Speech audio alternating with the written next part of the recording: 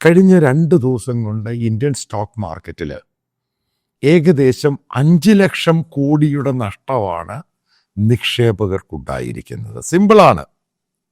ആദ്യം താരിഫുമായിട്ട് ബന്ധപ്പെട്ട് ട്രംപിനെ പ്രത്യേകിച്ച് അറ്റാക്ക് ചെയ്തുകൊണ്ടിരുന്ന പത്രങ്ങൾ, അതായത് national dailies and national television, പതുക്കെ ഇന്ത്യയിലെ കാര്യങ്ങൾ പറയാൻ തുടങ്ങി. ഉറപ്പായിട്ടും ഞാൻ കൃത്യമായിട്ട് പറയാം, ഞാൻ അമേരിക്കയുടെ കൂടല്ല, ട്രംപിൻ്റെ കൂടല്ല. ട്രംപ് ഒരു ഓപ്പർച്യൂണിസ്റ്റിക്കാണ്. അയാളുടെ താല്പര്യം അമേരിക്ക മാത്രമേ ഉള്ളൂ.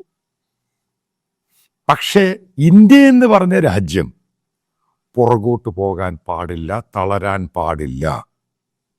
അതിന് പല ഫാക്ടേഴ്സ് ഉണ്ട്. പ്രധാനപ്പെട്ട ഫാക്ടർ എക്കോണമി തന്നെയാണ്. അതായത് എക്കോണമി ഉണ്ടെങ്കിൽ മാത്രമേ ഇന്ത്യക്ക് മുന്നോട്ട് പോകാൻ പറ്റൂ. അതാണ് പ്രധാന ഘടകം. അല്ലാതെ വാചകം അടിച്ചിട്ടൊന്നും കാര്യമൊന്നുമില്ല. അതുകൊണ്ട് തന്നെയാണ് കഴിഞ്ഞ 2 ദിവസം കൊണ്ട്, കഴിഞ്ഞ 2000-ന് ശേഷം 2 ദിവസം കൊണ്ട് ഇന്ത്യൻ സ്റ്റോക്ക് മാർക്കറ്റിൽ 5 ലക്ഷം കോടിയുടെ നഷ്ടമാണ് രേഖപ്പെടുത്തിയെന്ന് റോയിറ്റേഴ്സും ഇന്ത്യൻ മീഡിയയും ഇപ്പോൾ കഴിഞ്ഞ ഒരു മണിക്കൂറായിട്ടാണ് ഇത് റിപ്പോർട്ട് ചെയ്തിരിക്കുന്നത്.